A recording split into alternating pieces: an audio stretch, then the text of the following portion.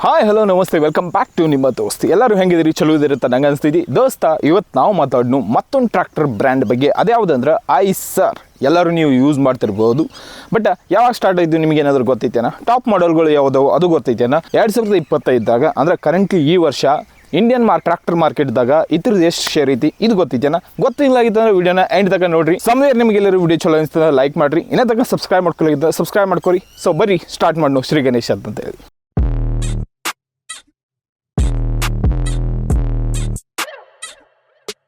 So 1936ದಾಗ ಇಬ್ಬರು brothers start ಮಾಡಿರುವಂಥ company ದೋಸ್ತ ಐಸರ.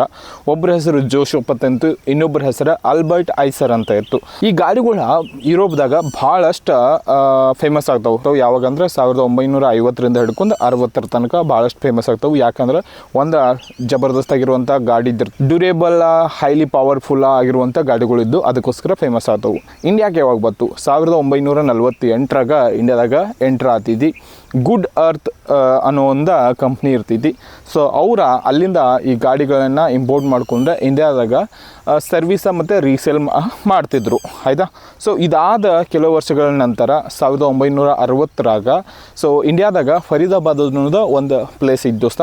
ಅಲ್ಲಿ ಒಂದು ಮ್ಯಾನುಫ್ಯಾಕ್ಚರಿಂಗ್ ಪ್ಲ್ಯಾಂಟ್ನ ಸ್ಟಾರ್ಟ್ ಮಾಡಿ ಫಸ್ಟ್ ಇಂಡಿಯನ್ ಒರಿಜಿನಲ್ನ ಐಸರ್ ಗಾಡಿನ ಪ್ರೊಡ್ಯೂಸ್ ಮಾಡ್ತಾರೆ.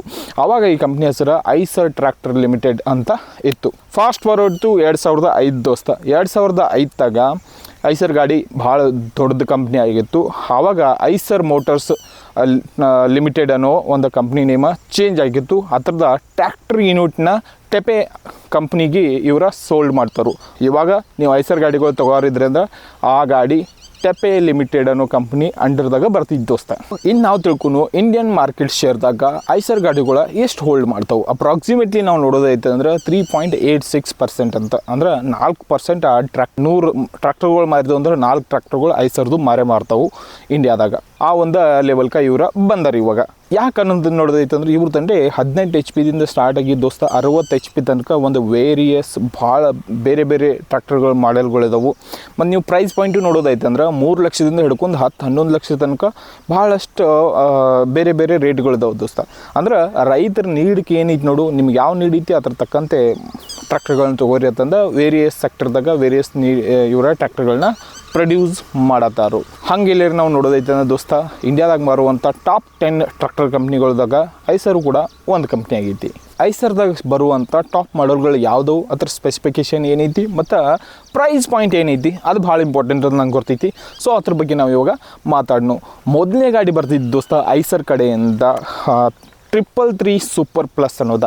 ಏನು ಸ್ಪೆಸಿಫಿಕೇಷನ್ ಬರ್ತಿದ್ದಿ? ಇದು ಎಂಜಿನ್ ಪವರ್ ಬಗ್ಗೆ ಮಾತಾಡೋದೈತೆ ಅಂದ್ರೆ 36 HP ಕ್ಯಾಟಗರಿಲಿ ಬರುವಂಥ ಗಾಡಿ ತೋರಿಸ್ತಿದೆ. Engine capacity 2365 cc engine capacity ಸಿಗ್ತೈತಿ. ಗೇರ್ ಬಾಕ್ಸ್ ಟ್ರಾನ್ಸ್ಮಿಷನ್ ಬಗ್ಗೆ ನೋಡೋದೈತೆ ಅಂದ್ರೆ 8 ಫಾರ್ವರ್ಡ್ 2 ರಿವರ್ಸ್ ಗೇರ್ ಸಿಗ್ತಾವೆ ನಿಮ್ಗೆ ಇಲ್ಲಿ.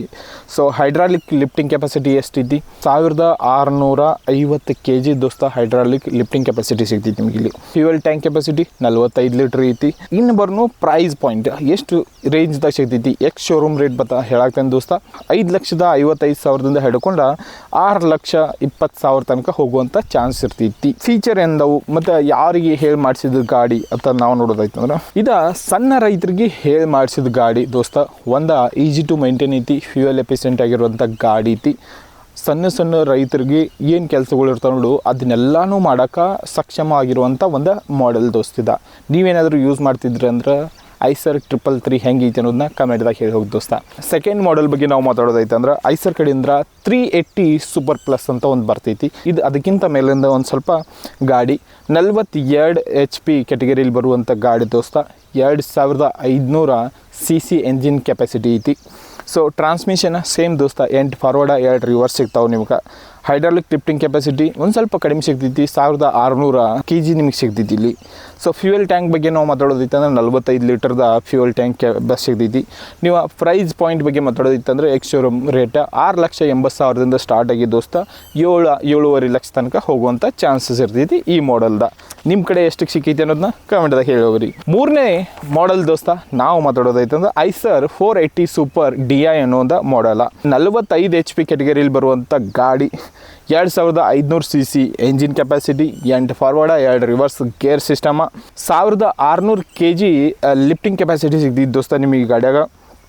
45 ಲೀಟರ್ದ ಫ್ಯೂಯಲ್ ಟ್ಯಾಂಕ್ ಸಿಗ್ತೈತಿ. ರೇಟ್ ಅಗೇನ್ ದೋಸ್ತ 6,95,000ದಿಂದ ಸ್ಟಾರ್ಟ್ ಆಗಿ 7,70,000 ತನಕ ಹೋಗುವಂಥ ಚಾನ್ಸಸ್ ಐತಿ. ಫೀಚರ್ ಏನು ಯಾವುದಕ್ಕಿದೆ ಗಾಡಿ ಹೇಳಿ ಮಾಡಿಸಿದ ಸಣ್ಣ ರೈತರಿಂದ ಹಿಡ್ಕೊಂಡು ಮೀಡಿಯಂ ರೈತರ ತನಕ ಇದೆ ಅವ್ರಿಗೆ ಸೂಟ್ ಆಗಿರುವಂಥ ಗಾಡಿ. ಸೊ ಅದರ ತಕ್ಕಂತೆ ಎಲ್ಲ ಥರದ ಕೆಲಸನೂ ಮಾಡ್ತೈತಿ. ನೇಗ್ಲ, ರೋಟಾವಿಟರ ಅಥವಾ ಟ್ರಾಲಿಗೆ ಜೋಡಿಸಿರೋಂದು ಸಫಿಷಿಯೆಂಟಾಗಿ ವರ್ಕ್ ಮಾಡುವಂಥ ಪವರ್ ಇದು ಜನರೇಟ್ ಮಾಡ್ತೈತಿ ದೋಸ್ತ. 4ನೇ ಮಾಡೆಲ್ ಬರ್ತೈತಿ ಐಸರ್ ಕಡೆಯಿಂದ 485 ಸೂಪರ್ ಪ್ಲಸ್ ಅನ್ನೋ ಒಂದು ಮಾಡೆಲ್ ದೋಸ್ತ. 45 HP ಕೆಟಗರಿಯಲ್ಲಿ ಬರುವಂಥ ಗಾಡಿ ದೋಸ್ತ. 2945 cc ಎಂಜಿನ್ ಕೆಪಾಸಿಟಿ ಸಿಗ್ತೈತಿ. ಟ್ರಾನ್ಸ್ಮಿಷನ್ದಾಗ ನೀವು ನೋಡೋದೈತೆ ಅಂದ್ರೆ 8 ಫಾರ್ವರ್ಡ 2 ರಿವರ್ಸ್ ಗೇರ್ ಸಿಗ್ತಾವೆ ನಿಮಗೆ ಇಲ್ಲಿ. So hydraulic capacity 1650, lifting capacity ಸಿಗ್ತೈತಿ ದೋಸ್ತ. 45 ಲೀಟರ್ದ ಫ್ಯೂಯಲ್ ಟ್ಯಾಂಕ್ ಸಿಗ್ತೈತಿ. ಪ್ರೈಸ್ ಪಾಯಿಂಟ್ ಬಗ್ಗೆ ಮಾತಾಡೋದೈತೆ ಅಂದ್ರೆ ಆಲ್ಮೋಸ್ಟ್ 7 ಲಕ್ಷದಿಂದ ಸ್ಟಾರ್ಟ್ ಆಗಿ 7-7.5 ಲಕ್ಷ ತನಕ ಹೋಗುವಂಥ ಚಾನ್ಸಸ್ ಐತಿ. ಮೀಡಿಯಂ ರೈತರಿಗೆ ಹೇಳಿ ಮಾಡಿಸಿದ ಗಾಡಿ ದೋಸ್ತ.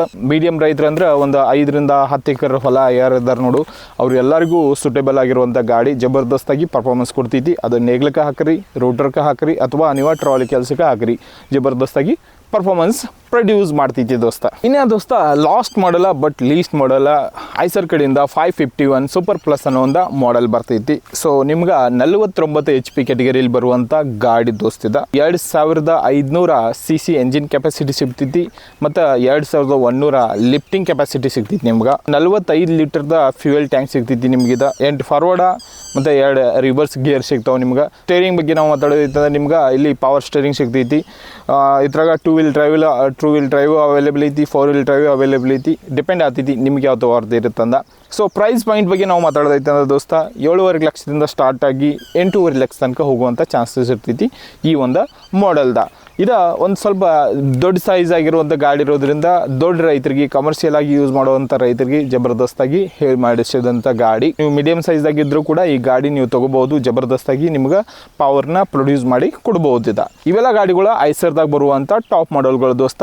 ಜಾಸ್ತಿ ಜನ ಇವತ್ತನ್ನ ಬೈ ಮಾಡ್ತಾರೆ, ಯಾಕಂದ್ರೆ ಒಂದು ರಿಲಯಬಲ್ ಗಾಡಿಗಳ ಮತ್ತು ಲೋ ಮೇಂಟೆನೆನ್ಸ್, ಫ್ಯೂಯಲ್ ಎಫಿಷಿಯೆಂಟ್ ಆಗಿರುವಂಥ ಗಾಡಿಗಳು. ಸೊ ಈ 3 ಕ್ಯಾಟಗರಿದಾಗ ನೀವೇನಾದರೂ ಗಾಡಿಗಳನ್ನ ಹುಡುಕಾಡುತ್ತಿದ್ರೆ ಅಂದ್ರೆ ಐಸರ್ ಗಾಡಿಗಳು ನಿಮ್ಗೆ ಬಹಳಷ್ಟು ಚಲೋ ಆಗಿ ಸೂಟ್ ಆಗುವಂಥ ಗಾಡಿಗಳು ದೋಸ್ತ. ಇದಷ್ಟಾಗಿತ್ತು ಐಸರ್ ಗಾಡಿಗಳ ಬಗ್ಗೆ.